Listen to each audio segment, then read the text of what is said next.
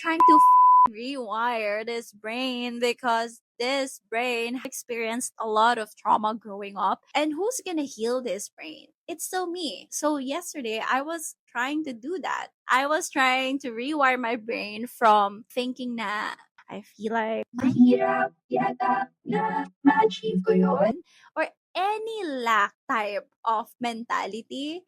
I am really trying to erase that because it also manifests in my real life whenever I think that way. Whenever I think money should be earned in a hard way, then surprisingly, it manifests in my life that money is also being earned in a hard way. And whenever I think to myself that I am not able to receive things in my life, like I don't deserve to be treated right, I don't deserve to be pampered, I don't deserve to, those words, if you kept on saying that to yourself, actually ayoko nang dagdagan pa eh.